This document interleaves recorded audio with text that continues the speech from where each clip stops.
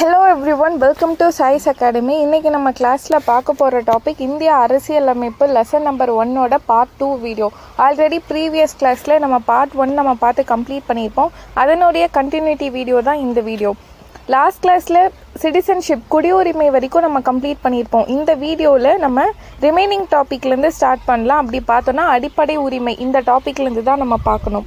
So அடிப்படை உரிமைன்னு பொறுத்த வரைக்கும் கான்ஸ்டிடியூஷனில் பகுதி 3 ஆர்டிக்கல் 12லேருந்து 35 வரைக்கும் நமக்கு அடிப்படை உரிமைகள் வருது.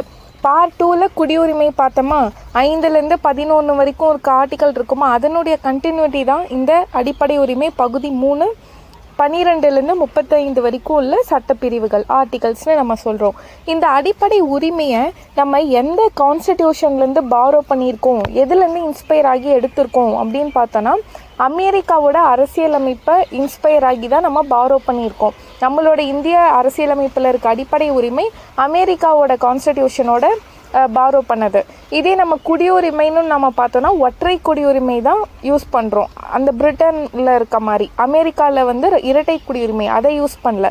ஆனால் ஃபண்டமெண்டல் ரைட்ஸ் அமெரிக்காவில் இருக்க மாதிரி தான் நம்ம யூஸ் பண்ணியிருக்கோம். அடுத்து நம்ம பார்த்தோன்னா இங்கே இருக்க பாருங்கள், அமெரிக்காவிலிருந்து அமெரிக்க ஐக்கிய நாடுகளின் அரசியலமைப்பில் உள்ள அடிப்படை உரிமைகளின் கொண்டு வந்தது அப்படின்னு நம்ம பார்ப்போம். அண்ட் அடுத்து நம்ம பார்த்தோன்னா நம்ம அடிப்படை உரிமைகள் 12லேருந்து 35 வரைக்கும் இருக்குதுன்னு நம்ம பார்த்தோம். இதில் ஒரு 7 அடிப்படை உரிமைகள் ஆரம்ப காலகட்டத்தில் நம்ம கான்ஸ்டிடியூஷன் நடைமுறைக்கு வந்தப்போ இருந்திருக்கும். ஆனால் இப்போது 6 அடிப்படை உரிமைகள் தான் இருக்குது. ஒரு அடிப்படை உரிமைகள், ஒரு ஃபண்டமெண்டல் ரைட்டை நம்ம ரிமூவ் பண்ணியிருப்போம், வேறு இடத்துக்கு மாற்றி வச்சுருப்போம். அது சொத்து உரிமை. அதை நம்ம பின்னாடி பார்க்கலாம் ஆர்டிகல்ஸ் பார்க்கக்குள்ள. ஸோ இந்த 12லேருந்து 35 வரைக்கும் ஃபண்டமெண்டல் ரைட்ஸில் இருக்க ஆர்டிகல்ஸ் கொடுத்துருப்பாங்க. ஆனால் அதில் 6 ரைட்ஸோட செக்ஷன்ஸ் தான் ஃபண்டமெண்டல் ரைட்ஸ் பற்றி சொல்லுவாங்க. இந்த 12, 13 ஜென்ரல் ஆர்டிக்கல் இருக்கும். அப்புறம் 33, 34, 35 அதுவும் ஜென்ரல் ஆர்டிகல்ஸாக ஃபண்டமெண்டல் ரைட்ஸ் ரிலேட்டடாக கொடுத்துருப்பாங்க. இது நம்ம மேலோட்டமாக பார்த்துருக்கோம். இதில் நம்ம பேராகிராஃபில் என்ன இருக்கும், என்ன ஸ்பெசிஃபிக்காக பார்த்தோன்னா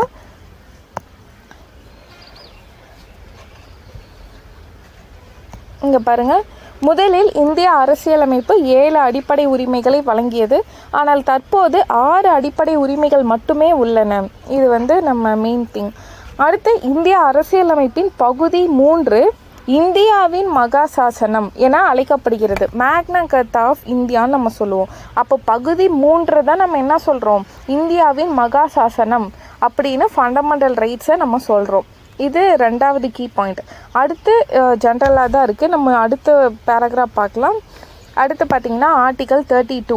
இதுவுமே ஸ்பெசிஃபிக்காக ரொம்ப இம்பார்ட்டண்ட்டான ஆர்டிக்கல் 32ல் என்ன சொல்லியிருக்காங்க, அரசியலமைப்புக்குட்பட்டு தீர்வு காணும் உரிமை.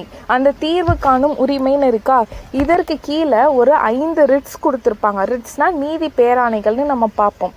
அதாவது நமக்கு அடிப்படை உரிமைகள் மறுக்கப்படுது, இல்லை அரசியலமைப்பில் இருக்க மக்களுக்கு கொடுக்க வேண்டிய சட்டங்கள் மறுக்கப்படுது அப்படின்னா நம்ம சுப்ரீம் கோர்ட் கிட்ட நாடி நமக்கு தேவையான உரிமைகளை மீண்டும் பெற்றுக்கொள்ள முடியும். அதற்கு நம்ம சுப்ரீம் கோர்ட்டை நாடுறோம்ல, அதற்கான ரைட்ஸ் இருக்குது அப்படின்னு சொல்கிறது அந்த ஆர்டிக்கல் 32. ஸோ அதன்படி நம்ம பார்த்தோன்னா இதில் ஸ்பெஷல் ஏரியா அப்படின்னா நம்ம இந்த ஆர்டிக்கல் 32 இருக்குல்ல, அதை மக்களின் உரிமைகளை காப்பதினால் உச்சநீதிமன்றம் அரசியலமைப்பின் பாதுகாவலன் என அழைக்கப்படுகிறது.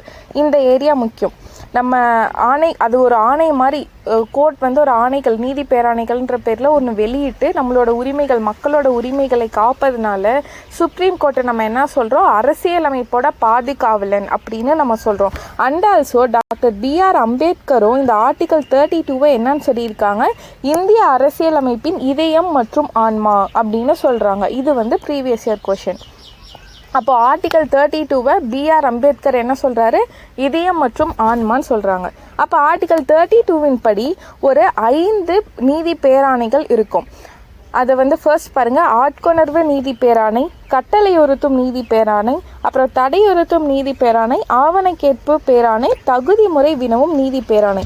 இதை நான் ஜென்ரலாக ஃபர்ஸ்ட்டு சொல்லிடுறேன்.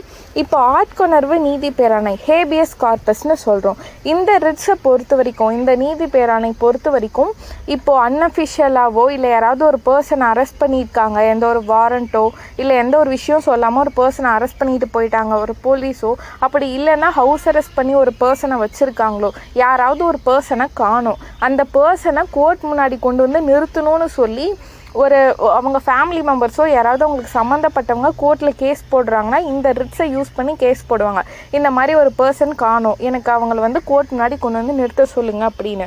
அப்போ யூஸ் பண்ணுற ரிட்ஸ் தான் இந்த ஆட்கொணர்வு நீதி பேராணை. ஜெய்பி மூவி பார்த்துருப்பீங்களா, அதில் இருக்க மாதிரி தான். அதன்படி பார்த்தோன்னா சட்டத்திற்கு புறம்பாக ஒருவர் கைது செய்யப்படுவதிலிருந்து இது பாதுகாக்கிறதுன்னு நம்ம பார்க்கலாம். அடுத்து பார்த்தோன்னா கட்டளையுறுத்தும் நீதி பேராணை. இதில் என்ன அப்படின்னா, இப்போ நமக்கு அரசு ஊழியர்கள் இருக்காங்க, அவங்க நமக்கு நமக்கு அவங்க ஒரு ஒர்க் செஞ்சு கொடுக்கணும். ஃபார் சர்டிஃபிகேட் ஓரியன்டாவோ இல்லை டாக்குமெண்ட் ரீதியாகவோ ஏதாவது ஒரு விஷயம் தேவைப்படுது. பட் அவங்க நமக்கு ஒரு ஒர்க் பண்ணாமல் டிலே பண்ணுறாங்க, இல்லை டெனி பண்ணுறாங்க, மறுக்கிறாங்க அப்படின்னா நம்ம கோர்ட்டை நாடி இவங்க நமக்கு அந்த வேலை செஞ்சு கொடுக்க மாட்டேங்கிறாங்க, அவங்களுக்கு ஆர்டர் போட்டு செஞ்சு கொடுக்க சொல்லுங்கள் எங்களுக்காகன்னு சொல்லி கோர்ட்டை நாடுறோம். அப்போ அந்த ரிட்டை யூஸ் பண்ணி அந்த நீதி பேராணையில் அந்த கோர்ட் அவங்களுக்கு கட்டளை இடுவாங்க, இந்த மாதிரி அவங்களுக்கு தேவையான ஒர்க்கை நீங்கள் செஞ்சு கொடுக்கணும்னு. அப்போ யூஸ் பண்ணுற ரிட்ஸ் தான் கட்டளையுறுத்தும் நீதி பேராணை, மேண்டமஸ்ன்னு சொல்கிறோம். மனுதாரர் சட்ட உதவியுடன், இந்த சட்ட உதவி இருக்குல்ல, இந்த சட்ட உதவியுடன் தனது மனு தொடர்பான பணியினை சம்பந்தப்பட்ட துறையிலிருந்து நிறைவேற்றி கொள்ள முடியும். இப்போ ஒரு துறை, ஒரு டிபார்ட்மெண்ட்டாக தேவையான ஒர்க் இருக்குது, செஞ்சு கொடுக்கல, அப்போ சட்ட உதவியை நாடுறோம், கோர்ட் கிட்ட கேட்குறோம், அதன்படி அவங்க கட்டளையிட்டு செஞ்சு கொடுப்பாங்க. அடுத்து தடையுறுத்தும் நீதி பேராணை. இது ஒரு கோர்ட்டுக்கும் இன்னொரு கோர்ட்டுக்கும் சம்மந்தப்பட்ட ஒரு சட்ட எல்லையை பற்றி சொல்லுவாங்க. இப்போ ஒரு கோர்ட் அவங்களுக்கு எல்லைக்கு உட்படாத அதை மீறி சில விஷயங்கள் பண்ணுறாங்க, நீதி பேராணைகளோ வேறு விஷயங்கள் செயல்படுத்துகிறாங்க அப்படின்னா அதை நீங்கள் பண்ணக்கூடாது, உங்கள் அந்த சட்டத்துக்கு கீழே வரலன்னு சொல்லி இப்போ சுப்ரீம் கோர்ட் ஹை கோர்ட்டுக்கு சொல்கிற மாதிரி, இல்லை ஹை கோர்ட் அதுக்கு கீழே இருக்க சப்பார்டினேட் கோர்ட்டுக்கோ இல்லை டிஸ்ட்ரிக்ட் கோர்ட்டுக்கோ அவங்க அறிவுறுத்துகிறாங்க. அதுதான் தடையுறுத்தும் நீதி பேராணை, ப்ரொஹிபிஷன்னு சொல்லுவோம். ஒரு கீழ் நீதிமன்றம் தனது சட்ட எல்லையை தாண்டி செயல்படுவதை தடுக்கிறது அப்படின்னு பார்க்குறோம். அடுத்து ஆவணக்கேற்பு பேராணை, செர்ஷியோரரின்னு சொல்கிறோம். இதில் என்ன சொல்லியிருக்காங்க, உயர் நீதிமன்றம் ஆவணங்களை நியாயமான பரிசீலனைக்கு தனக்கோ அல்லது உரிய அதிகாரிக்கோ அனுப்ப செய்ய கீழ் நீதிமன்றங்களுக்கு இடும் ஆணையாகும். இப்போது ஹையர் கோர்ட் இருக்குது, சபார்டினேட் கோர்ட்ஸோ இல்லை கீழ் நீதிமன்றங்களோ இருக்கும். இவங்க ஏதாவது கேஸ் விசாரிக்கிறாங்க, ஏதாவது இருக்குன்னா அதை ரிவ்யூ பண்ணுறதுக்கு கேட்கக்கூடிய அந்த ஆவணங்களை அவங்க அனுப்பணும்.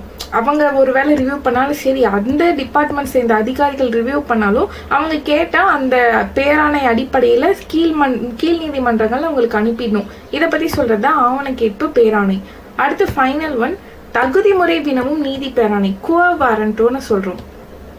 இப்போ ஒரு அரசு அலுவலர் இருக்காங்க, அரசு அதிகாரி ஒரு டிபார்ட்மெண்ட்ல இருக்காங்கன்னா அவங்க எந்த தகுதியின் அடிப்படையில் அந்த ஒர்க்குக்கு வந்திருக்காங்க, நியாயமான முறையில தான் வந்தாங்களா அப்படின்றத பத்தி விசாரிக்கிறது அந்த தகுதி முறையை வினவும் பேராணை தான் இந்த தகுதி வினவும் நீதி பேராணைன்னு நம்ம சொல்றோம். இப்போ ஃபார் எக்ஸாம்பிள், இப்போ நம்ம காம்படேட்டிவ் எக்ஸாம்ஸ் ப்ரிப்பேர் பண்ணுறோம், அந்த டிபார்ட்மெண்ட் நம்ம வேலைக்கு போகணுன்னா எக்ஸாம்ஸ் கிளியர் பண்ணி போகணும். அப்போ அந்த அடிப்படையில் தான் அவங்க வந்தாங்களா அப்படின்னு விசாரிக்கிறது, அந்த தகுதியை கொஷின் பண்ணுறது. இப்பேராணை சட்டத்திற்கு புறம்பாக தகாத முறையில் அரசு அலுவலகத்தை கைப்பற்றுவதை தடை செய்கிறது அப்படின்னு பார்க்குறோம். இதில் கொடுத்துருக்க டெஃபினிஷன் அந்த ரெஸ்ட்ரிக்ஷனுக்கு ரிலேட்டடாக இருக்க டெஃபினிஷன் கொடுத்துருக்காங்க. அதற்கு பின்னாடி இருக்க எக்ஸ்பிளனேஷன் என்னன்னு சொல்லி நான் உங்களுக்கு இங்கே எக்ஸ்பிளைன் பண்ணியிருக்கேன். அப்போ ஆர்டிகல் 32 படி தான் நம்ம இங்கே ஸ்பெசிஃபிக்காக 5 ரைட்ஸ் இருக்குன்னு பார்த்துருக்கோம். அண்ட் ஃபண்டமெண்டல் ரைட்ஸோட ஆர்டிக்கல் என்ன பார்ட்டில் வருது, அண்ட் ஆர்டிகல் 32 என்ன சொல்கிறாங்க அப்படின்ற இந்த 2 டேட்டா பார்த்துக்கிட்டா போதும். அடுத்து இதுதான் நமக்கு இருக்க ஆர்டிக்கல் 12, 13 சொன்ன மாதிரி ஜென்ரலாக ஸ்டேட்டோட டெஃபினிஷன். அண்ட் சுப்ரீம் கோர்ட்டுக்கு ஆர்டிக்கல் நமக்கு ஃபண்டமெண்டல் ரைட்ஸோட ஆர்டிக்கல் தடைப்படுதுன்னா அவங்க அது கேட்கலாம், கொஷின் பண்ணலாம்னு சொல்லி ரைட்ஸை சொல்றது ஆர்டிகல் 13. அப்போ இந்த 2 ஆர்டிக்கலும் ஜென்ரல் ஆர்டிக்கல். அப்போ நமக்கு 14லேருந்து 32 வரைக்கும் இருக்கிறது தான் நமக்கு ஃபண்டமெண்டல் ரைட்ஸோட ஆர்டிக்கல். இப்போ சமத்துவ உரிமைன்னு பார்த்தோன்னா 14லேருந்து 18 வரைக்கும் நமக்கு இருக்கு. சுதந்திர உரிமைன்னு நம்ம பார்த்தோம்னா அடுத்து 19லேருந்து நமக்கு 22 வரைக்கும் இருக்கு. சுரண்டலுக்கு எதிரான உரிமை பார்த்தா 23, 24 சொல்றோம். அடுத்து சமய சார்பு உரிமைன்னு பார்த்தோம்னா 25லேருந்து 28 வரைக்கும் இருக்கு. கல்வி கலாச்சார உரிமை 29, 30ன்னு இருக்கு. இப்போ இந்த 31வது ஆர்டிக்கலை தான் நம்ம ரிமூவ் பண்ணியிருப்போம். 31வது ஆர்டிக்கல்ல சொத்துரிமை இருக்கும். இந்த சொத்துரிமையை நம்ம அடிப்படை உரிமைகள் பட்டியல்ல இருந்து சாதாரண சட்ட உரிமையா சேஞ்ச் பண்ணியிருப்போம். அப்போ ஃபர்ஸ்ட் ஆர்டிக்கல் 31 அப்படின்னு இருந்த ஒன்று ஒரு சட்ட திருத்தம் பண்றாங்க. 1978ஆம் ஆண்டு 44வது அரசியலமைப்பு சட்ட திருத்தம். இதை யூஸ் பண்ணி 31 ஆர்டிக்கலை டிரான்ஸ்ஃபர் பண்ணி இதுல பகுதி 12 பிரிவு 300A இதுல டிரான்ஸ்ஃபர் பண்ணி வச்சிட்டாங்க. ஓகேங்களா, ஒரு சில ரீசன்ஸ்க்காக. அப்போ இப்போ நம்ம பார்த்தோன்னா 6 உரிமைகள் தான் நமக்கு இருக்கு. அண்ட் ஃபைனலா 32வது உரிமை இப்போ நம்ம பார்த்தோம். ஓகேங்களா, இது வரைக்கும் உங்களுக்கு புரிஞ்சதா? அண்ட் இந்த பேஜ் ஸ்பெசிஃபிக்காக நம்ம அகாடமியில நம்ம சேனல்லையே நிறைய வீடியோஸ் நம்ம பார்த்துருக்கோம். அதில் நம்ம இன்டெப்த்தாக டீட்டெயில்டாக பார்த்துக்கலாம். அண்ட் இதுக்கு வீடியோவும் நம்ம போட்டாச்சு ஃபண்டமெண்டல் ரைட்ஸ்க்கு. அதனால இப்போ நான் ஜென்ரலாக இங்கே சொல்லியிருக்கேன் என்னென்ன ரைட்ஸ் இருக்குது அப்படின்னு. அடுத்த பேராகிராஃப் பாருங்க, அடிப்படை உரிமைகளை நிறுத்தி வைத்தல்னு சொல்லியிருக்காங்க. அதாவது நமக்கு கொடுக்கப்பட்ட அந்த ஃபண்டமெண்டல் ரைட்ஸ் நிறுத்தி வைக்கிறாங்க ஒரு சர்டைன் ரீசனுக்காக. இப்போ நம்ம இந்தியா இருக்கு, இந்தியாவில் அவசர கால நிலை எமர்ஜென்சி டைம்னு ஒன்று டிக்ளேர் பண்ணுறாங்க. பிரசிடென்ட் கொண்டு வருவார். எதன் காரணமான ஏதாவது போர்னாலேயோ இல்லை நம்ம இந்தியாவிலேயே ஏதாவது ஆயுதம் ஏந்திய கிளர்ச்சி நடக்குது, பிரச்சனை நடக்குதுன்னா அந்த டைமை இந்தியாவை எமர்ஜென்சி டைம்னு சொல்லுவோம். அப்போ அந்த எமர்ஜென்சி டைமில் நமக்கு மக்களுக்கு கொடுக்கப்பட்ட ஒரு சில உரிமைகள் அடிப்படை உரிமைகள் நிறுத்தி வைப்பாங்க. அதில் ஸ்பெஷலாக சொல்கிறது ஆர்டிக்கல் 19. எமர்ஜென்சின்னு இந்தியாவுக்கு ஒன்று கொண்டு வந்தா எமர்ஜென்சியோட ஆர்டிக்கல் 352. ஒருவேளை ஆர்டிக்கல் 352 குடியரசுத் தலைவர் இம்போஸ் பண்ணிட்டாங்கன்னா நமக்கு ஆர்டிக்கல் 19 தானாகவே கேன்சல் ஆகிடும். அதாவது அந்த எமர்ஜென்சி டைமில் மட்டும் கேன்சல் ஆகும். மீண்டும் எமர்ஜென்சி நடந்து முடிஞ்ச உடனே நமக்கு ஆட்டோமேட்டிக்காக கிடைச்சிரும். ஆனால் அப்போ எனக்கு ஆர்டிக்கல் 19 மறுக்கப்படுது. எனக்கு ஆர்டிக்கல் 19னா சுதந்திரமா பேசுறதுக்கான உரிமை, கூட்டம் கூடுவதற்கான உரிமை, இந்த மாதிரியான உரிமைகள் ஆட்டோமேட்டிக்கா கேன்சல் ஆயிடும் நம்ம இந்தியாவோட செக்யூரிட்டி ரீசனுக்காக. அப்ப நமக்கு உரிமைகள் கேன்சல் பண்றாங்கன்னு சுப்ரீம் கோர்ட்டை கேட்க முடியாது. நார்மல் டைம்ல நமக்கு ஃபண்டமெண்டல் ரைட்ஸ் கிடைக்கலாம், நம்ம சுப்ரீம் கோர்ட் கிட்ட கேட்குறோம். ஆனா இந்த மாதிரி எமர்ஜென்சி டைம்ல மட்டும் நம்மளால ஆர்டிக்கல் 19 கேன்சல் ஆகுதுன்னா நம்ம போய் கோர்ட்டில் கேட்க முடியாது, அந்த கேஸ் பண்ண முடியாது. அண்ட் ஆல்சோ இன்னும் என்னன்னா ஆர்டிக்கல் 19 தாண்டி வேற ஏதாவது ஆர்டிக்கலை எனக்கு கேன்சல் பண்ணணும்னு குடியரசுத் தலைவர் நினைச்சாருன்னா அதுக்கான உரிமையும் அதிகாரமும் குடியரசுத் தலைவர்கிட்ட இருக்கு. ஆர்டிக்கல் 19 தாண்டி அவங்க கேன்சல் பண்ணிக்கலாம். அதில் 21 ஆர்டிக்கலை தவிர மற்ற ஆர்டிகல்ஸை வேணால் அவங்க நிறுத்தி வச்சுக்கலாம். ஸோ இது பேராகிராஃபில் நீங்கள் தெரிஞ்சிக்க வேண்டியது ஆர்டிக்கல் 352. அதுதான் நம்ம என்ன சொல்லுவோம், எமர்ஜென்சி, நேஷனல் எமர்ஜென்சின்னு சொல்லுவோம். அதில் குடியரசுத் தலைவர் டிக்ளேர் பண்ணக்குள்ள ஆர்டிக்கல் 19 பாஸ் ஆகிடுது, அதாவது ஸ்டாப் ஆகிடுது. அது மட்டும் நம்ம பார்த்துக்கணும்.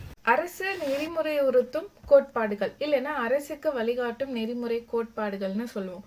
இங்கிலீஷில் directive principles of state policy, டிபிஎஸ்பின்னு ஷார்ட்டாக சொல்லலாம். ஸோ இந்த டிபிஎஸ்பி பொறுத்த வரைக்கும் நம்மளோட கான்ஸ்டிடியூஷனில் பகுதி 4ல் வருது. அண்ட் இதனுடைய ஆர்டிக்கல் 36லேருந்து 51 வரைக்கும் இருக்கு. டிபிஎஸ்பி அப்படின்னா ஒரு அரசு அந்த நாட்டு மக்களுக்கு என்னென்ன ஒரு நல்ல கொள்கைகள் இல்லை திட்டங்கள்லாம் செய்யணும்னு சொல்லி இந்த கான்ஸ்டிடியூஷன்ல ஒரு கைட்லைன்ஸ் மாதிரி கொடுத்துருப்பாங்க. அதை தான் நம்ம டிபிஎஸ்பின்னு சொல்றோம். அந்த வழிகாட்டுதல் கொள்கைகள் இருக்குல்ல, அதை ஒரு 3 வகையான 3 பெரும் பிரிவுகளா பிரிச்சிருக்காங்க. அந்த கொள்கைகளை ஃபர்ஸ்ட் ஒரு சமதர்ம கொள்கைன்னு சொல்றாங்க, இரண்டாவதா காந்திய கொள்கைன்னு பிரிச்சிருக்காங்க, மூன்றாவதாக தாராள அறிவு சார்ந்த கொள்கை அப்படின்னு 3 வகையான கொள்கைகளை பிரிச்சிருக்காங்க. இந்த 36லேருந்து 51 வரைக்கும் ஒரு ஆர்டிக்கலை டிபிஎஸ்பின்றோம்.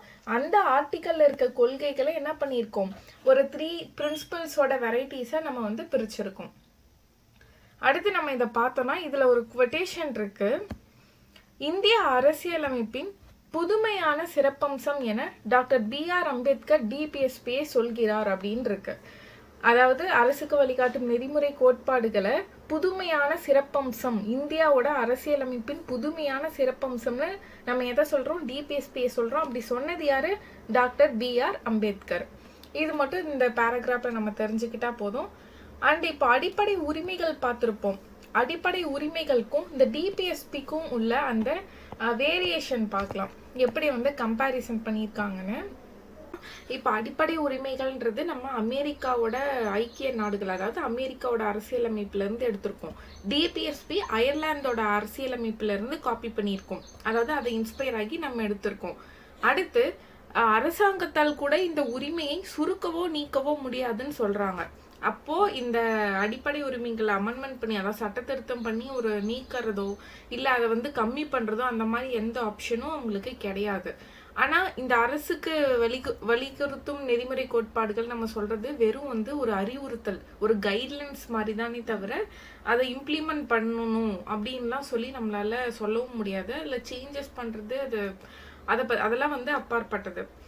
அடுத்து நம்ம பார்த்தோம்னா இவற்றை நீதிமன்ற சட்டத்தால் செயற்படுத்த முடியும். அதாவது நமக்கு அடிப்படை உரிமைகள் கிடைக்கல, ஃபண்டமெண்டல் ரைட்ஸ் கிடைக்கல, நம்ம கோர்ட் கிட்ட போய் கேட்கலாமா? ஆனா டிபிஎஸ்பி வந்து ஒரு ஸ்டேட் எனக்கு பண்ணல அப்படின்னு நம்ம சொல்லி கொண்டு போய் கொஸ்டின் கேட்க முடியாது, கேஸ் போட முடியாது. அதான் எந்த நீதிமன்றத்தாலும் கட்டாயப்படுத்த முடியாதுன்னு சொல்றாங்க. அடுத்து இந்த சைடு நம்ம பார்த்தோம்னா இவை சட்ட ஒப்புதல் பெற்றவை அப்படின்னு நம்ம சொல்றோம். அதாவது இது ஒரு லீகல் டியூட்டி அப்படின்னு நம்ம வேணா சொல்லலாம், லீகல் ரைட்ஸ் அந்த மாதிரி. ஏன்னா இது வந்து ஒரு சட்ட ஒப்புதல். இதுக்குன்னு வந்து இப்போ நமக்கு கிடைக்கிற பேர் இல்லை அப்படின்னா நம்ம கான்ஸ்டிடியூஷன் படி என்ன சொல்லியிருக்காங்க, கோர்ட் கிட்ட போய் கேட்கலாம். அந்த மாதிரியான ஒரு லீகல் ரைட்ஸ் தான் இதுல கொடுத்துருக்காங்க அப்படின்னு நம்ம பார்க்கலாம். ஆனா இது டிபிஎஸ்பி பொறுத்த வரைக்கும் அது மாரல் ரைட்ஸ்ன்னு சொல்லலாம். அது வெறும் ஒரு கொள்கைகள், அதை இம்ப்ளிமெண்ட் பண்ணாம போகலாம். இந்த மாதிரி பண்ணா நாடு நல்லா இருக்கும் அப்படின்றதான் தார்மீக மற்றும் அரசியல் ஒப்புதலை பெற்றவை அந்த மாதிரி நம்ம சொல்லலாம். ஓகேங்களா? அடுத்து நம்ம பார்த்தோம்னா இந்த அடிப்படை உரிமைகள் வந்து அரசியல் ஜனநாயகத்தை வலுப்படுத்துகின்றன அப்படின்னு சொல்றாங்க. இது வந்து most important box content. First நம்ம பார்த்தோம்ல அந்த ஃபண்டமெண்டல் ரைட்ஸ்னா யூஎஸ்ஏ, டிபிஎஸ்பின்னா அயர்லாந்து, அந்த மாதிரி அந்த பாக்ஸும் இந்த பாக்ஸ் வந்து ரொம்ப இம்பார்ட்டன்ட். அடிப்படை உரிமைகள் வந்து அரசியல் ஜனநாயகத்தை வலுப்படுத்துதுன்னு நம்ம தெரிஞ்சுக்கணும். இது டிபிஎஸ்பி வந்து நமக்கு சமுதாய மற்றும் பொருளாதார ஜனநாயகத்தை உறுதியாக்குகிறது, அதாவது அதை வந்து வலுப்படுத்துது நம்ம பார்த்துக்கணும். இந்த ரெண்டு வேரியேஷனும் ரொம்ப இம்பார்ட்டன்ட். அண்ட் ஃபண்டமெண்டல் ரைட்ஸ் வந்து என்ஃபோர்ஸபிள், சட்டத்தில், அதாவது சுப்ரீம் கோர்ட் கிட்ட போய் கேட்டு நம்மளால நீதி பெற்றுக்க முடியும். ஆனால் டிபிஎஸ்பி எனக்கு கிடைக்கல, அவங்க பண்ணலன்னு சொல்லி சட்டத்துக்கிட்ட போய் கேட்க முடியாது. இது 3 தான் இம்பார்ட்டன்ட். அடுத்து நம்ம பார்த்தோம்னா ஒரு கல்வி ரீதியா ஒரு பாக்ஸ் கண்டென்ட் கொடுத்துருக்காங்க. இதுல ஒரு சட்ட திருத்தம் மேற்கொண்டு ஆர்டிகல் 21A ஃபண்டமெண்டல் ரைட்ஸ்ல தொடக்க கல்வி ரிலேட்டடா ஒரு அடிப்படை உரிமையை சேர்த்திருக்காங்க. 86வது சட்ட திருத்தம் 2002ஆம் ஆண்டு என்ன பண்ணியிருக்காங்க, ஆர்டிகல் 45ல இது டிபிஎஸ்பி கீழே வருமா, அதுல அடிப்படை கல்வி, அதாவது தொடக்க கல்வி பத்தி கொடுத்துருக்காங்க. அப்போ இந்திய அரசியலமைப்பின் பிரிவு 45 திருத்தப்பட்டு பிரிவு 21Aவின் கீழ் தொடக்க கல்வி அடிப்படை உரிமையாக சேர்க்கப்பட்டுள்ளது. அப்போ 45 ஆர்டிக்கலை அமெண்ட்மெண்ட் பண்ணி என்ன பண்ணியிருக்காங்க, ஆர்டிகல் 21Aக்கு கீழே தொடக்க கல்வியா அடிப்படை உரிமையா சேர்க்கப்பட்டிருக்காங்க. அது எத்தனாவது சட்ட திருத்தம்னு கேட்பாங்க, 86வது சட்ட திருத்தம் 2002ஆம் ஆண்டுன்னு. அண்ட் இந்த திருத்தம் மூலியமா என்ன சொல்லியிருக்காங்க, மாநில அரசுகள் முன்பருவ மழலையர் கல்வியை, அதாவது early childhood care and education ECCEன்னு சொல்றோம், 6 வயது வரை உள்ள குழந்தைகளுக்கு வழங்க அறிவுறுத்தியது. அப்ப தொடக்க கல்வி வந்து அடிப்படை உரிமையா 6 வயது வரை உள்ள குழந்தைகளுக்கு கிடைக்கணும் அப்படின்னு பத்தி சொல்லியிருக்காங்க.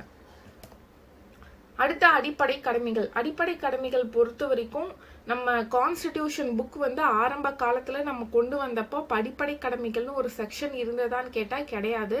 அதுக்கப்புறமா ஸ்வராஜ் சிங் கமிட்டின்னு ஒரு கமிட்டி ஒரு எமர்ஜென்சி டைம்ல கொண்டு வந்திருப்பாங்க 1970 அந்த காலகட்டத்துல.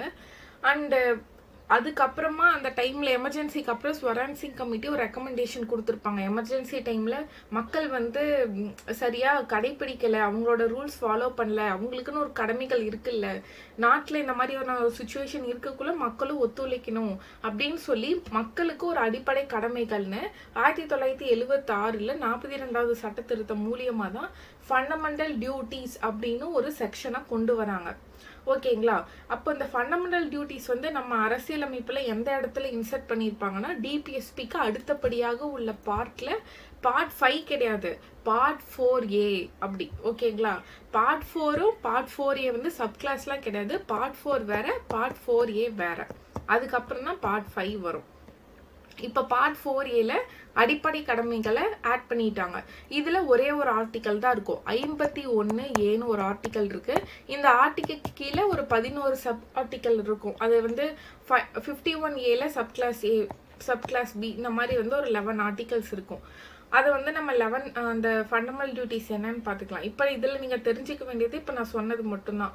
இப்போ நம்ம அடிப்படை கடமைகளை இப்போ யாரை இன்ஸ்பயர் பண்ணி நம்ம எடுத்திருக்கோம்னா USSR முன்னாள் சோவியத் யூனியன் இருக்குல்ல, அதை இன்ஸ்பயர் பண்ணி தான் நம்ம எடுத்திருக்கோம். அடுத்த டேட்டா வந்து 1976 சர்தார் ஸ்வரான் சிங் கமிட்டி வந்து அமைச்சு அவங்க வந்து ஒரு சில பரிந்துரைகள் கொடுக்குறாங்க. அந்த பரிந்துரையில அதன்படி அடிப்படை கடமைகள் வந்து 1976ஆம் ஆண்டு 42வது சட்ட திருத்தத்தில் நம்ம அரசியலமைப்பில் சேர்த்துட்டாங்க.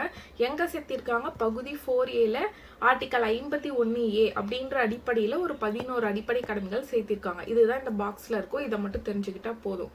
அடுத்து பாருங்க, அந்த 11 கடமைகள் நம்ம பார்க்கலாம். இதில் ஃபர்ஸ்ட் கடமையாக என்ன சொல்கிறாங்க, நம்ம எல்லாருமே என்ன பண்ணோம், நமக்கு வந்து சுப்ரீமாக இருக்கிறது அந்த அரசியலமைப்பு தான். அப்போ இந்திய அரசியலமைப்பை நம்ம என்ன பண்ணோம், அந்த அரசியலமைப்பு கொள்கைகள், நம்ம தேசிய கொடி, தேசிய கீதம் எல்லாத்தையும் நம்ம மதிச்சு நடந்துக்கணும். அதுதான் நமக்கு முதன்மையானது. அப்போ first article 51A first article நம்ம என்ன பார்க்குறோம், ஒவ்வொரு இந்திய குடிமகனும் அரசியலமைப்பு, அதன் கொள்கைகள், நிறுவனங்கள், தேசிய கீதம், தேசிய கொடி எல்லாத்தையும் மதிக்கணும் அப்படின்னு சொல்கிறாங்க. இப்போ உங்களுக்கு புரிஞ்சதுல ஃபர்ஸ்ட் நமக்கு அதுதான் முக்கியம். அப்போ அதுதான் ஷார்ட்கட்டாக வச்சுக்கணும். அடுத்து நமக்கு அப்போ நமக்கு சுதந்திரம் கிடைச்சிருக்கு, தேசிய கொடியோ இதெல்லாம் ஆரம்ப காலத்து கட்டத்திலேருந்தே வரல. தேசிய கீதம் பாடினது கூட அப்போல்லாம் நம்ம அடிமைப்பட்டு இருந்தோம். அதுக்கப்புறம் தான் நமக்கு வந்து இதெல்லாம் கிடைச்சது புக் எழுதவே. அப்போ நம்ம அதுக்கு இதெல்லாம் கிடைக்கணும்னா நம்ம சுதந்திர போராட்டம் வந்து செஞ்சுருக்கோம். அப்போ சுதந்திர போராட்டத்திற்கு தூண்டுகோலாக அமைந்த உயரிய நோக்கங்களை வளர்த்தல். அப்போ அந்த அளவுக்கு நமக்கு சுதந்திர போராட்டத்துக்கு கஷ்டப்பட்டிருக்காங்க அவங்க. அதுக்கு ரிலேட் ஆகிருக்க எல்லா லீடர்ஸையுமே நம்ம வந்து ரெஸ்பெக்ட் பண்ணி அந்த கொள்கைகளை நம்ம என்ன பண்ணணும், வளர்க்கணும், அது போற்றி பாதுகாக்கணும்னு சொல்றாங்க.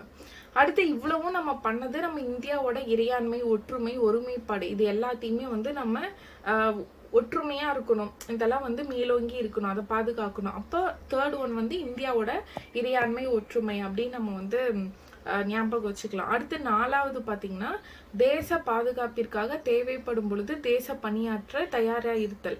அப்போ இவ்வளவும் நம்ம பண்ணிட்டோம். இப்போ நம்ம நாடு உருவாகிடுச்சு. இதுக்கப்புறமும் நம்ம நாட்டை வந்து பத்திரமா பாதுகாக்கணும். அப்போ ஏதாவது வார் வருது, ஏதாவது பிரச்சனை வருதுன்னா அப்போ நம்ம வந்து நாட்டுக்காக போய் தேச பணி செய்யறது, வாரில் இறங்கி சண்டை போடுறதாகட்டும், இல்லை அது ரிலேட்டடாக ஏதாவது ஹெல்ப் பண்ணுறதும் நம்ம பண்ணணும். இதை சொல்றது 4வது ஆர்டிக்கல். இதெல்லாம் தாண்டி அடுத்து நம்ம வெளியிலேருந்து வர பிரச்சனையோ உள்ள இருக்கிறதெல்லாம் சமாளிச்சிட்டோம். இப்போ நம்ம நாட்டுக்குள்ளேயே நிறைய சமயம் இருக்கு, நிறைய மொழி, நிறைய வேறுபாடுகள் இருக்கு, நிறைய லாங்குவேஜ், ரிலீஜியன் இந்த மாதிரி நிறைய இருக்கு. ஆனா அது எல்லாத்தையும் தாண்டி அப்புறம் பெண்களோட பாதுகாப்புக்காகவும் பெண்களை வந்து தரக்குறைவா நடத்தும் பழக்கத்தை நிராகரித்து இந்த மாதிரி எல்லா விஷயங்களும் பெண்களுக்கு அப்புறம் மற்ற சமய மொழி இது எல்லாத்தையும் சமமா பார்த்து அதுவும் இல்லாம எல்லாரையும் சகோதரத்துவத்தோட நம்ம வந்து வளர்க்கணும், பார்க்கணும் அப்படின்னு சொல்றதுதான் இந்த ஆர்டிக்கல். அடுத்த ஆர்டிக்கல் 5th ஆர்டிக்கல். ஓகேங்களா? இதுல நம்ம பார்க்கறது எல்லாரையும் பிரதர்ஹுட், சிஸ்டர்ஹுட்டா பார்க்கணும்னு சொல்லியிருக்காங்க. அவங்க என்ன மொழி, சமயம் அந்த மாதிரிலாம் இல்லாம அதுவும் இல்லாம விமனோட பாதுகாப்பு கருதி. ஓகேங்களா? அடுத்து நம்ம நாட்டுக்குள்ளேயே நம்ம வரோம். அதை பண்ணதுக்கு அப்புறமா நம்ம என்ன பண்றோம், நமக்குன்னு ஒரு உயர்ந்த பாரம்பரிய கலப்பு கலாச்சாரம் இந்த மாதிரி எல்லாமே. இந்தியா வந்து ஒரு செக்குலர் கண்ட்ரி இந்த மாதிரி எல்லாம் இருக்கும். அப்ப நம்ம இந்தியா வந்து செக்குலர் கண்ட்ரியா இருக்கும். நம்ம அதையும் ப்ரொடெக்ட் பண்ணி பார்த்துக்கணும் அப்படின்னு நம்ம சொல்றோம். ஸோ இது வரைக்கும் நம்ம வந்து ஒரு 6-7 ஆர்டிக்கல் பார்த்துருக்குமா? இது வரைக்கும் நம்ம என்ன பார்க்குறோம், நம்ம மக்கள் அதெல்லாம் பார்த்தோம். இதை தாண்டி அடுத்து நம்ம இந்தியாவில் காடுகள் இருக்கு, ஏரிகள் இருக்கு, ஆறுகள் இருக்கு, வனவிலங்குகள் இதை எல்லாத்தையும் நம்ம பாதுகாத்து சுற்றுச்சூழல் இயற்கையை அடுத்து பாதுகாக்க போறோம். ஸோ ஃபர்ஸ்ட் ஒவ்வொன்றா ஞாபகம் வச்சுக்கோங்க. நேஷனல் அந்தம் இது எல்லாத்தையும் வந்து நம்ம ரெஸ்பெக்ட் பண்றோம். அதுக்கப்புறமா நமக்கு வந்து நம்ம விடுதலைக்காக கஷ்டப்பட்டு போராட்டங்கள் செஞ்சிருக்காங்க, அதெல்லாம் நம்ம வந்து ரெஸ்பெக்ட் பண்ணோம். அடுத்து நம்ம நாட்டிலேயே வந்துட்டு சகோதரத்துவம் இருக்கணும். இந்த மாதிரி ஒவ்வொரு செக்ஷனா பிரிச்சுக்கோங்க ஷார்ட்கட்க்கு. அதுக்கப்புறமா இதெல்லாம் பண்ணிட்டோம்னா அப்ப நம்ம நாடு வந்து ஒரு வளமிக்க நாடு, காடுகள், ஏரிகள் இதெல்லாம் இருக்கு. அப்ப அதை வந்து நம்ம என்ன பண்றோம், மேம்படுத்துறோம். அது அடுத்து அப்படியே நம்ம கொண்டு போனோம்னா அடுத்து எஜுகேஷன்ல அறிவியல் கோட்பாடு, மனிதநேயம், ஆராய்ச்சி மனப்பான்மை, சீர்திருத்தம் இதெல்லாம் வந்து அப்படியே நம்ம டெவலப் பண்ணிட்டு வரோம். இதை நம்ம அடுத்த ஆர்டிக்கலா பார்க்கலாம். அதுக்கப்புறம் இதெல்லாம் பண்ணாலும் நிறைய ஒரு சில இடத்துல வன்முறைகள் நடக்குதா, அப்ப அந்த வன்முறைகள் அது எல்லாத்தையும் விட்டு சொத்துக்களை பாதுகாத்தல், பொது சொத்துக்களை பாதுகாத்தல். இப்போ ஒரு பப்ளிக் ப்ராப்பர்ட்டி இருக்குன்னா அதுக்கு கூட என்ன பண்ணக்கூடாது, உரிமை கொண்டாடக்கூடாது, அது வந்து சொசைட்டிக்காக இருக்குன்னு சொல்லி அந்த அண்டர்ஸ்டாண்டிங் வந்து அதையுமே ஒரு டியூட்டியா அவங்க செய்யணும்னு சொல்லியிருக்காங்க. ஸோ இது வரைக்கும் நம்ம பார்த்தோம்னா என்ன லாஸ்ட் ஆர்டிக்கல் 9 ஆர்டிக்கல் பார்த்துட்டோம். இப்போ 10வது ஆர்டிக்கல் என்ன சொல்லியிருக்காங்க, தனிப்பட்ட மற்றும் கூட்டு செயல்பாடுகள் என அனைத்து செயல்பாடுகளிலும் சிறந்தவற்றை நோக்கி செயல்பட்டு தேசத்தின் நிலையான உயர்ந்த முயற்சி மற்றும் சாதனைக்காக உழைத்தல். இப்போ ஸ்போர்ட்ஸ்ல, செஸ்ல இந்த மாதிரி எல்லா விஷயத்துலையும் என்ன பண்றாங்க, நம்ம இந்தியா சார்பாக வெளியே போய் ஜெயிச்சு பதக்கம்லாம் வாங்கிட்டு வருவாங்க. அப்புறம் நம்ம இந்தியாவிலே நிறைய இனோவேஷன்லாம் கொண்டு வரோம். ஸோ இந்த மாதிரியான விஷயங்களும் ஒரு கடமையாக தான் கருதுறாங்க. அடுத்து ஃபைனலாக பாருங்க, 6 முதல் 16 வயது வரை உள்ள குழந்தைகள் அனைவரும் கல்வி பெறும் வாய்ப்பினை வழங்குதல். இது நம்ம எதில் பார்த்தோம், 86வது சட்ட திருத்தம்ல 2022ல் 51 ஏக்கு கீழேயும் இது என்ன சொல்லியிருக்காங்க, 11வது அடிப்படை கடமையை ஆட் பண்ணியிருக்காங்க. அங்க வந்து அடிப்படை உரிமையாகவும் இதை நம்ம என்ன பண்றோம் பார்க்குறோம், இந்த மாதிரி தொடக்க கல்வி அப்படின்னு கொடுக்கறது. இங்கேயுமே 6 முதல் 16 வயது உள்ள குழந்தைகள் அனைவருக்குமே கல்வி பெறும் வாய்ப்பு கொடுக்கணும் அப்படின்னு சொல்றது அடிப்படை கடமை தான். ஓகேங்களா, 2 வாட்டி இது ரிப்பீட்டடாக வந்திருக்கு. ஸோ இதுதான் வந்து ஃபண்டமெண்டல் டியூட்டிஸ். நான் ஏன் ஃபண்டமெண்டல் டியூட்டிஸ்க்கு இந்த அளவுக்கு இங்கே இருக்கிறத பற்றி நான் சொன்னேன் அப்படின்னா, கண்டிப்பாக இதுலேருந்துமே கேட்பாங்க, அந்த ஆர்டர் கேட்பாங்க. இப்போ நம்ம சொன்ன மாதிரி அந்த ஆர்டர் படித்து வச்சுக்கோங்க. அடுத்து நம்ம பார்த்தோம்னா நடுவண் மாநில உறவுகள். இப்போ சென்ட்ரலுக்கும் ஸ்டேட்டுக்கும் உள்ள அந்த ரிலேஷன் எப்படி இருக்கு அப்படின்னு நம்ம பார்க்கலாம். இதுல என்ன சொல்லியிருக்காங்க, நடுவண் நாடாளுமன்றம் அதாவது பார்லிமெண்ட் வந்து இந்தியா முழுவதற்கும் அல்லது இந்தியாவின் எந்த பகுதிக்கும் சட்டம் இயற்றும் அதிகாரம் பெற்றுள்ளது. கரெக்ட் தான், இந்தியாவோட மாநிலங்களுக்கு இல்லாம யூனியன் பிரதேசங்களுக்கும் இது பொருந்தும்னு சொல்லியிருக்காங்க. அதாவது நம்ம இந்தியா வந்து ஒரு கூட்டாட்சி அமைப்பு. இப்போ எப்படி கூட்டாட்சி அமைப்பு நம்ம பார்த்தோம்னா, நம்ம இந்தியா இருக்கு, அதுல நிறைய ஸ்டேட் இருக்கு, அது இல்லாம யூனியன் டெரிட்டரி நிறைய இருக்கு. இப்ப இந்தியான்னு ஒரு சென்டர்ல இருக்கிற ஒரே ஒரு பவர் பார்லிமெண்ட் தான் மேலோங்கி இருக்கு, அவங்க தான் மொத்தமா எல்லாத்தையுமே ரூல் பண்றாங்களான்னா கண்டிப்பா கிடையாது. 28 ஸ்டேட் இருக்கு, யூனியன் டெரிட்டரி இருக்கு. அப்போ இவங்களுக்குன்னு ஒரு சில அதிகாரங்கள் பிரிச்சு கொடுத்துருப்பாங்க, யூனியன் டெரிட்டரிக்குன்னு சில விஷயங்கள் கொடுத்துருப்பாங்க. அப்போ அதை வந்து ஒரு 7வது அட்டவணையில பட்டியல் அப்படின்னு கொண்டு வந்திருப்பாங்க. ஒரு பட்டியல்ல 3 பட்டியல்கள் இருக்கும், நடுவண் பட்டியல், மாநில பட்டியல், மத்திய பட்டியல்னு. அதாவது பொது பட்டியல் இங்க இருக்கு பாருங்க, நடுவண் பட்டியல் இல்லைன்னா மத்திய பட்டியல்னு நம்ம சொல்லலாம். அடுத்து மாநில பட்டியல், பொது பட்டியல், union list, state list, concurrent லிஸ்ட்னு சொல்லுவோம். இந்த 3 லிஸ்ட்லையுமே இப்போ சென்டர், இந்த யூனியன் லிஸ்ட் இருக்கா, இந்த நடுவண் பட்டியல்ல சென்டருக்கு மட்டும் என்னென்ன துறைகள் வரும் அப்படின்னு இதுல கொடுத்துருப்பாங்க. இதே மாநில பட்டியல்னா ஸ்டேட்டோட துறைகள் என்னென்ன வரும், அதுல அவங்க மட்டும்தான் சட்டம் இயற்ற முடியும். இதே மாநில பட்டியல் நடுவண் பட்டியல்னா அதுல அந்த யூனியன் லிஸ்ட்ல அந்த சென்ட்ரல் பார்லிமெண்டால மட்டும்தான் சட்டம் இயற்ற முடியும். இதே பொது பட்டியல்னா அந்த துறைகள்ல பொதுவா ஸ்டேட்டும் இருக்கலாம், யூனியனோட ஒப்பீனியனும் இருக்கலாம். ஆனா ஃபைனல் டிசிஷன் யூனியன் தான் எடுப்பாங்க, அங்க யூனியன் தான் டாமினன்ட். ஆனா மாநில பட்டியல்ல கொண்டு வந்து யூனியனால எந்த ஒரு அதிகாரத்தையும் செலுத்த முடியாது. இதை அடிப்படையா கொண்டுதான் யூனியன் கவர்மெண்ட் நம்மளோட இந்தியா வந்து இயங்கிட்டு இருக்கு. இதுதான் சென்டருக்கும் ஸ்டேட்டுக்கும் உள்ள ரிலேஷன். இப்போ நீங்க இந்த இடத்துல இந்த பாயிண்ட் மட்டும் தெரிஞ்சுக்கிட்டா போதும், என்னென்ன பட்டியல் இருக்கு, அந்த துறைகளுக்கு எப்படி கொடுத்துருக்காங்க அப்படின்னு நம்ம பார்த்துக்கிட்டா போதும். இப்போ அந்த லிஸ்ட் இருக்குல்ல, அதை இங்க கொடுத்துருக்காங்க, இந்த பாக்ஸ் கண்டென்ட் இருக்கு, அதுக்கப்புறம் இங்க மேலெல்லாம் கொடுத்துருக்காங்களா, இந்த டேட்டா இருக்கட்டும். பட் நான் சொல்றது கேளுங்க. இப்போ ஸ்டார்டிங்ல இப்போ நம்ம என்ன பண்ணலாம், யூனியன் லிஸ்ட் எடுத்துக்கலாம், நடுவண் பட்டியல், இது மாநில பட்டியல், ஸ்டேட் லிஸ்ட், அடுத்து கன்கரண்ட் லிஸ்ட், இது வந்து பொது பட்டியல்னு வச்சுக்கலாம். ஒரிஜினலா ஸ்டார்டிங்ல ஒரிஜினலா எவ்வளவு இருந்திருக்குன்னா, யூனியன் லிஸ்ட்ல 97 இருந்திருக்கும். இதே ஸ்டேட் யூனியன் லிஸ்ட்ல அடுத்து ஸ்டேட் லிஸ்ட்ல 66 இருந்திருக்கும். இதே கன்கரண்ட் லிஸ்ட்ல 47 இருந்திருக்கும். ஓகேங்களா, ஆனா அதுக்கப்புறம் இப்போ எப்படி இருக்கு, இருங்க 47, ஆனா இப்போ எப்படி இருக்கு, யூனியன் லிஸ்ட்ல 100 இருக்கும், இங்கே 61 இருக்கும் ஸ்டேட் லிஸ்ட்டில், கன்கரண்ட் லிஸ்ட்டில் 52 இருக்கும். இது எல்லாமே வந்து 7th ஷெடியூலில் கொடுத்துருப்பாங்க. நம்ம ஷெடியூல் வந்து 12 ஷெடியூல்னு பார்ப்போம். ஆரம்ப காலத்தில் 8 இருந்துச்சு, ஆனால் இப்போ 12 இருக்குது. இந்த ஷெடியூல்ஸில் 7வது ஷெடியூலில் இந்த லிஸ்ட்டை பற்றி கொடுத்துருப்பாங்க, என்னென்ன லிஸ்ட்டெல்லாம் இருக்கும் அப்படின்னு. இந்த சேஞ்சஸ் மட்டும் பார்த்துக்கோங்க. ஸ்டார்டிங்கில் எப்படி இருந்தது, இப்போ எப்படி இருக்குது, இதை வேணால் பாக்ஸ் போட்டு கூட நீங்கள் நோட் பண்ணி வச்சுக்கோங்க. ஓகேங்களா? இப்போ இந்த பாக்ஸ் கண்டென்ட் படிங்க. இங்க நான் ரைட் பண்ணியிருக்கிறத அதில் நம்ம எழுதியிருக்கிறதா பார்த்தோம், ஒரிஜினலாக எப்படி இருந்ததுன்னு. இப்போ தற்போது பாருங்க, நம்ம பார்த்தோன்னா என்ன பார்த்தோம், ஆரம்ப காலகட்டத்தில் 97, 66, 47ன்னு இருந்திருக்கு. ஆனால் இப்போ 100, 61, 52 இருக்கு. அப்போ எந்த துறைகளில் என்னென்ன இன்டர்சேஞ்ச் பண்ணியிருக்காங்க அப்படின்றது பார்த்துக்கலாம். ஆனால் ஸ்பெசிஃபிக்காக மாநில அரசு இருக்கா, மாநில அரசுலேருந்து பொதுத்துறை இருக்குல்ல, பொதுவான பட்டியல், அங்கே தான் 5 துறைகளை டிரான்ஸ்ஃபர் பண்ணியிருக்காங்க. எந்த சட்டத்திருத்தம்? 42வது சட்டத்திருத்தம் 1976ஆம் ஆண்டு. அப்போ அந்த 5 துறைகள் என்னன்னு தான் கொஸ்டின் கேட்பாங்க. என்னென்ன துறைகள் இருக்கு? கல்வி, காடுகள், எடைகள் மற்றும் அளவுகள், பறவைகள் மற்றும் வனவிலங்குகளுக்கான பாதுகாப்பு 4, 5வது உச்ச நீதிமன்ற உயர் நீதிமன்ற அமைப்புகளை தவிர பிற நீதிமன்றங்களின் நீதி நிர்வாகம். அப்போ நீதி நிர்வாகம் 5ஆக. இப்போ இந்த 5 துறைகளையும் என்ன பண்ணியிருக்காங்க, ஸ்டேட்ல இருந்து கன்கரண்ட் லிஸ்ட்டுக்கு சேஞ்ச் பண்ணியிருக்காங்க. ஓகேங்களா? இதுலேயுமே இங்கே 100ன்னு வந்திருக்குல்ல, இதையுமே இங்கே இதுக்குள்ளே இன்டர்சேஞ்ச் பண்ணியிருப்பாங்க. பட் நீங்கள் இங்கே பாக்ஸ் கண்டென்ட்ல என்ன இருக்குன்னு மட்டும் தெரிஞ்சுக்கோங்க. அடுத்து பாருங்க, நிர்வாக உறவுகள்.